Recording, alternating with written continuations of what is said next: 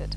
Allow me to introduce on stage to my left and making our way down, Jan van der Merwe. He's the fund partner at Phakisa South Africa.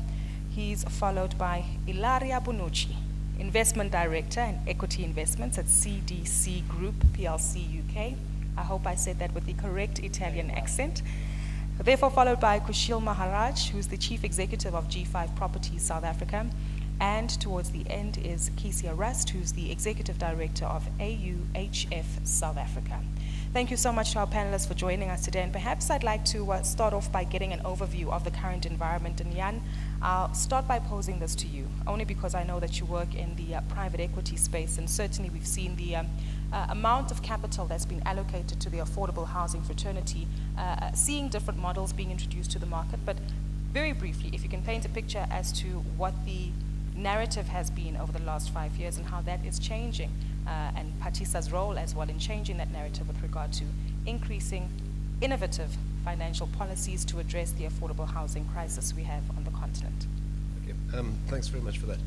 I think what one should just maybe reflect over the last 5 years, because that would generally describe the life cycle that the Pan Africa Housing Fund managed by Phakisa has actually gone through. So we've been fairly seriously considering the African real estate environment, particularly from an affordable housing perspective.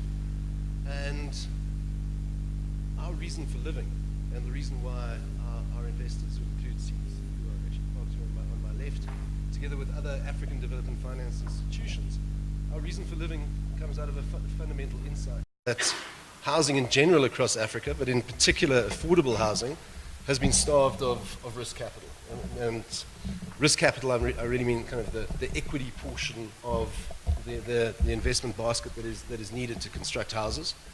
When one looks at that, it's quite interesting, because the macro that was painted this morning would suggest city growth rates of somewhere between 2 and 4% per year in terms of new families establishing themselves.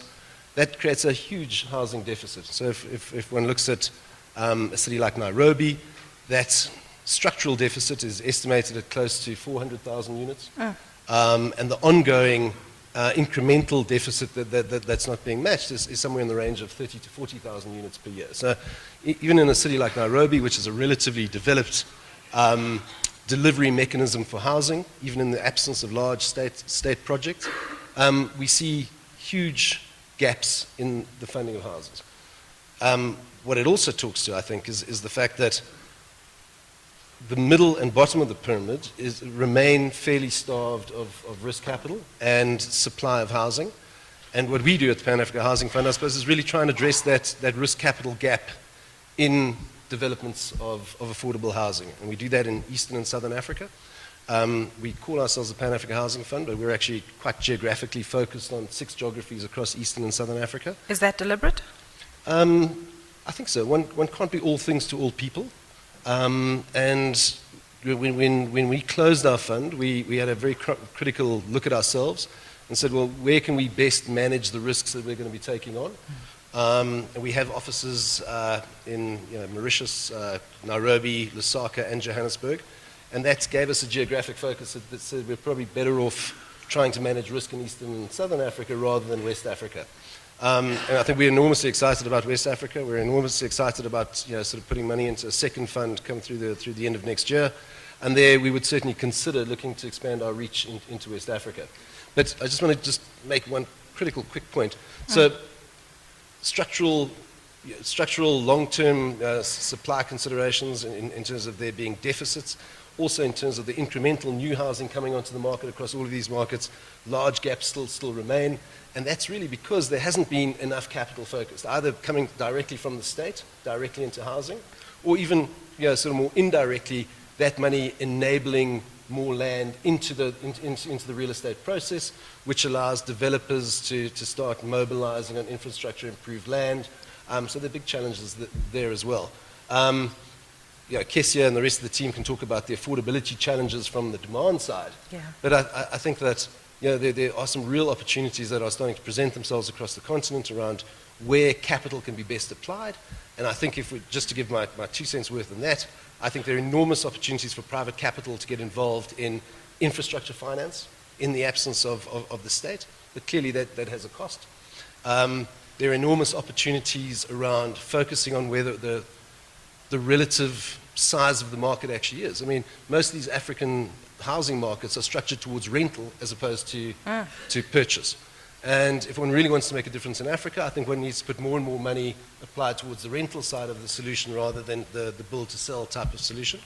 And thirdly, I think there are great opportunities, and this is where the kind of interplay between our money going into housing and us looking to be able to make the sector attractive to institutions is how do we look at mixed use as well. So how do we put mixed use alongside our housing investments in order to attract institutional capital over time?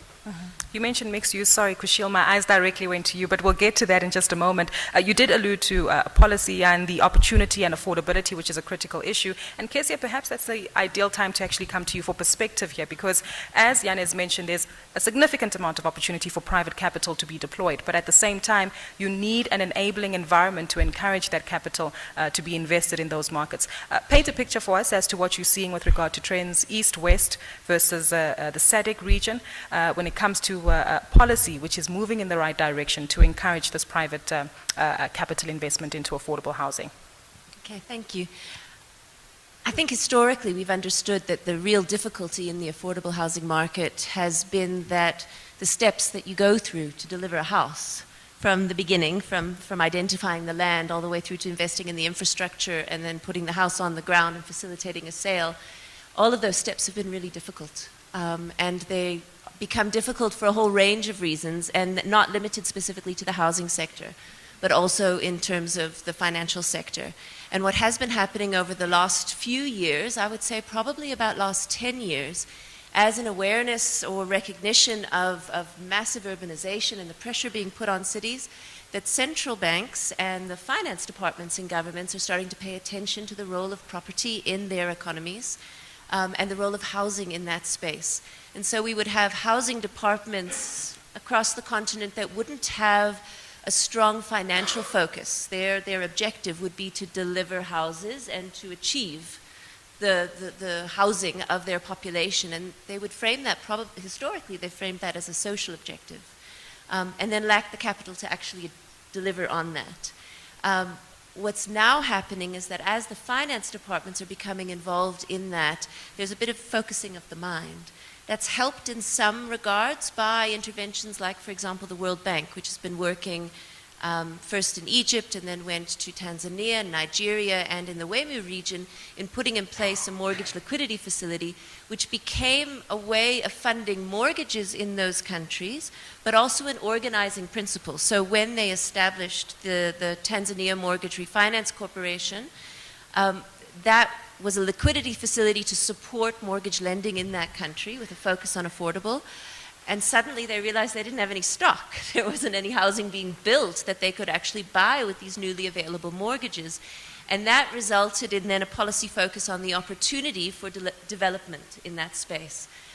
So it's been a real incremental process, but as governments are recognizing how critical housing is to the functioning of their cities, and at a government level, I think to appreciate also, I don't know if anyone's following the Habitat Agenda process, that's part of the United Nations, but their focus every 20 years there's a policy debate that happens, and this year it will be in October, is on cities and on the power of cities to drive economic development, and that linkage has been made. And as governments start to engage in that and recognize that in fact all of their resources have to go into making affordable housing work and not just the housing department itself, we're seeing real changes. You can see it also when you look, we don't have great data. So when we use the Doing Business survey data that the World Bank and the IFC put together, they've got certain property-related indicators, like the time it takes to transfer property, and the cost of that, how many days and what it costs.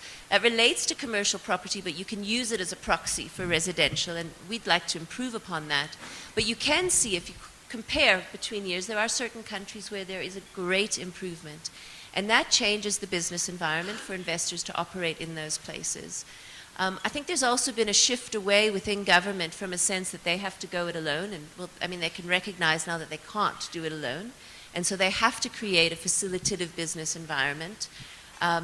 there is, we've seen certain institutions, Shelter Afrique is a financier, a construction financier that was established ages ago by the African Union because that capital didn't exist. And as they start to sharpen their ability to fund projects and to work as an interlocutor between government and the private sector around specific developments, experience is being gained, and that's feeding back into policy. There may be some shaking heads because across many countries, the policy hasn't been signed. We have a lot of policies that are out there that are draft, but that haven't actually been turned officially into... Are there countries that have implemented any just yet? That have implemented this new innovative policy that you alluded to? Their policies? Yes, ma'am. There certainly are, but very many of the policies get implemented while they're still in draft form, and that's anxious making for the private sector because they can't trust that that's actually something that's going to carry through. So part of the work that we do is to agitate for it really is worth signing your policies and make sure they get into place. But there's definitely a recognition that we need things like titling, we need infrastructure investment, we need to improve the capital markets framework that can support the financial framework in a particular country. There are new recognitions about gaps around construction financing. The new challenge that we're getting to is, well, what is affordability? What is an affordable house? And how does policy respond to that? And some countries are starting.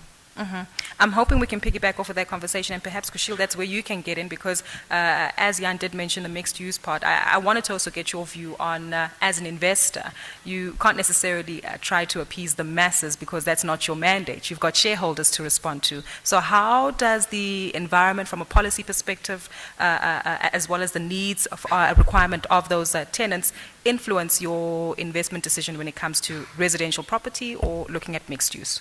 Well, I think I first want to just add on to what's been said by Kesia, or maybe focus on it from a developer perspective, because I think that's fundamentally important.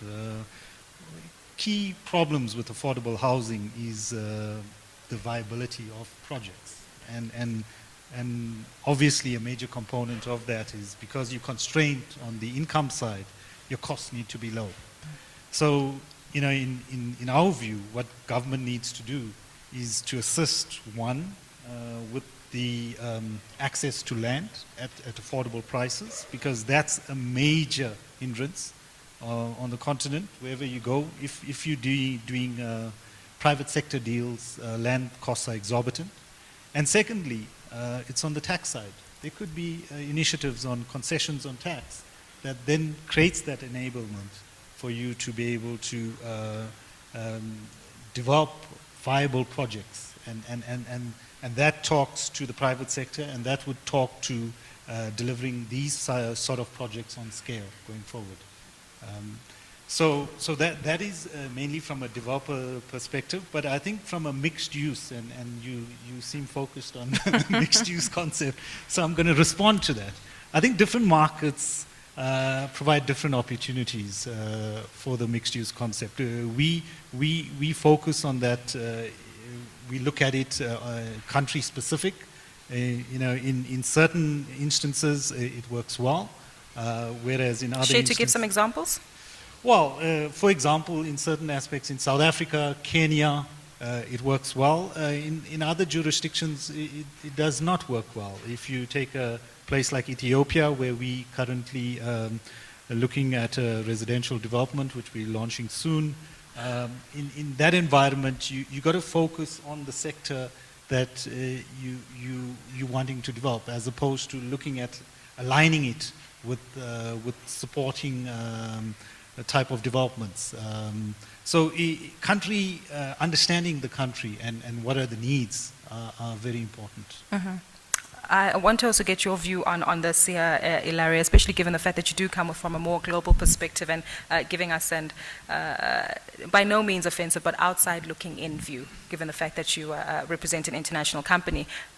The markets that do present significant opportunities for affordable housing, which are they, especially in light of the various elements of the conversation that have been highlighted from a policy perspective, ensuring that there is mortgage affordability and liquidity in that market to ensure that investors like yourself make a solid return? Well, I would say that all those all has been said is absolutely relevant in terms of where are the returns for investors, where are the opportunities for affordable housing, what are the circumstances that would allow such opportunities to actually become reality. Now, we've been looking at Western Africa, we've been looking at East Africa, we're looking at it right now quite actively, and we do have established a joint venture actually in India with Tata Value Homes. And I would say that a recurring issue, which we all acknowledge, we were having a chat among ourselves earlier on, was about the lack of mortgages for off-takers. Now, as just mentioned, this project to be profitable, they have to have certain volumes because margins are certainly smaller than in other real estate developments or other asset class. Now, to be profitable with small margins, you need large volumes. To be able to develop large volumes, you need high level of absorption, velocity, basically people buying what you build. And I'm afraid this is a big issue. I mean, it is not, or relatively not, in India, and therefore Tata Value Home can go out and develop 1,000 units. The same proposition in both Western Africa, we've been looking out at Ivory Coast and Senegal, or East Africa, Kenya, Tanzania, very difficult to implement. So the issue is that how you unblock basically that big hurdle. And it's also true that in some of the countries where this affordable housing has been a success, one example is Morocco, big incentives from the government on the tax front for developers on land, which is being offered for affordable pricing to developers. So is this something can be replicated, should be replicated? Is that an example that some governments should be looking at? Having said that, the government has been started implementing measures about 10, 15 years ago. So it's not a process that's going to happen overnight. So we can try to open the doors and try to do what we can in terms of creating this joint venture with developers, but there must be a constant dialogue there, which at the moment I don't see. I mean, there are kind of isolated issues. So the Tanzanian, they say, okay, we need liquidity for mortgages, and then they don't have a stock. But then you cannot have a stock if you don't guarantee this liquidity. So I think it's more a question of concerting efforts, and which we're trying to do actually through our joint ventures. But certainly there's an opportunity there. I mean, I think that this is different than a traditional market when the systems are all in place. This is a market where the systems aren't yet in place, or some of them are and some of them aren't. And there's a great opportunity for the investor to be the market maker. Now, is that something that people would have an appetite for? You made a point earlier, which I would differ with, where you said that we can't appease the masses. I don't know if that's what it's about, because we don't want to appease the masses, but they are the masses, and there is housing that needs to be delivered. And if we can segment that appropriately and identify, that's where the market is. So to be able to achieve a $25,000 unit or a $20,000, or Shelter Afrique has just put out a competition to come up with a $5,000 unit. Is it even possible? If it is, there is a market there that actually you could chase. There are people there who would be able to afford it. So I think we have to be quite careful about writing off 95% of the African population because they don't fit into. We have to come up with a new way of doing things. And if people do that, if investors or developers or financiers are able to, if they invest in getting that system right, there are the masses. Perhaps let's build on that point, because she'll get in there, because as Eliana, I think you alluded to it, you can't be everything to everyone. So perhaps what I was trying to imply is perhaps identifying which areas work to your strength, which I understand you've done, Kushil, as well as Jan. So provide us with perspective on that, ensuring that you meet that market, but at the same time, like I say, perhaps I'm thinking with a capitalist mind, forgive me, but I do have a conscience at the end of the day. Kushil, go ahead. Before